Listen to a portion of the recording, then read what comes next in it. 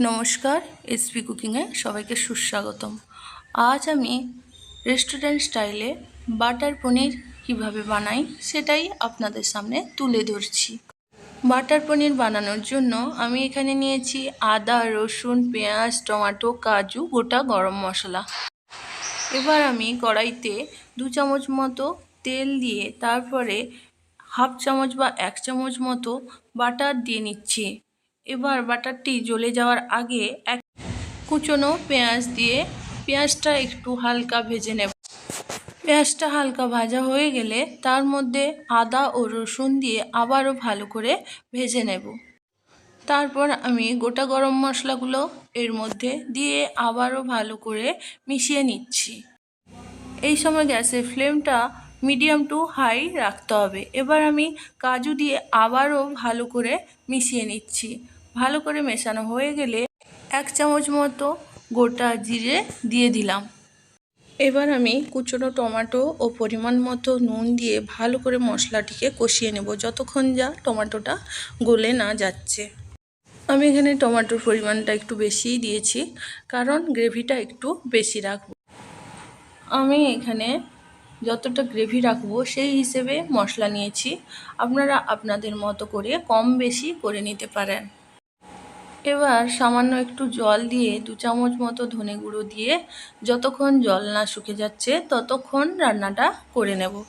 যেহেতু আমি salted butter দিয়ে বাটার পনির বানাচ্ছি, তাই আমি লবণটা একটু বুঝে শুনে ব্যবহার করব। তা না হলে তরকারিতে অতিরিক্ত লবণের কারণে টেস্ট খারাপ হয়ে যাবে।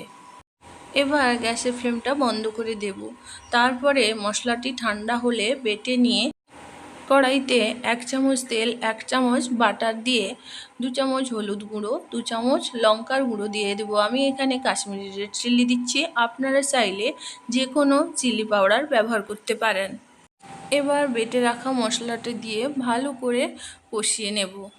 তারপরে পরিমাণ মতো জল দিয়ে আবারও একটু কষিয়ে নেব।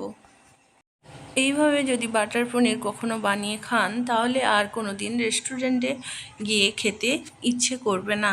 এইভাবে যদি না খেয়ে থাকেন একবার ট্রাই করে দেখতে পারেন।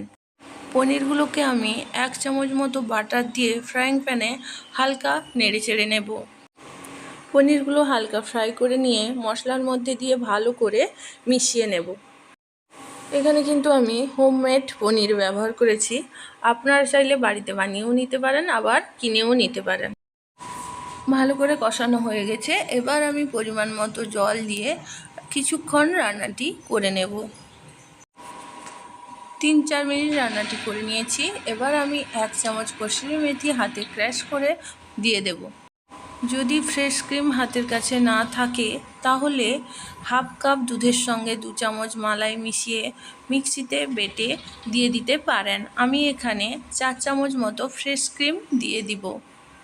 আরও 1 মিনিট মতো একদম লো ফ্লেমে রান্নাটি করে নেব। এবার আমি হাফ চামচ বাটারকে একটু হিট করে নিয়ে তার মধ্যে হাফ চামচ লঙ্কা গুঁড়ো করে নিয়েছি, ওপর থেকে দিয়ে দেব। যাতে লঙ্কার গুঁড়োটা জ্বলে না যায় সেদিকে খেয়াল রাখতে হবে। এটা অপশনাল, যদি দিতে চান তাহলেই দেবেন, না দিলে টেস্টের কোনো ফারাক পড়ে না। বাটার নান, রুটি, পরোটা, নান, তন্দুরি, ভাত যা কিছু দিয়েই খাওয়া যেতে পারে। আজ আমি বাটার নান সঙ্গে তন্দুরি বানিয়েছি। এর রেসিপিটা আগেই আমার চ্যানেলে দেওয়া আছে, যদি কারোর প্রয়োজনে লেগে থাকে তাহলে একবার দেখে নিতে পারেন। আর রান্নাটি যদি ভালো লেগে থাকে তাহলে একটি লাইক দিয়ে আমার ইউটিউব চ্যানেলটিকে সাবস্ক্রাইব করে দিয়ে পাশে থাকবেন। আজ এই পর্যন্ত, আবারও দেখা হবে কোনো না কোনো নতুন রান্নার সঙ্গে।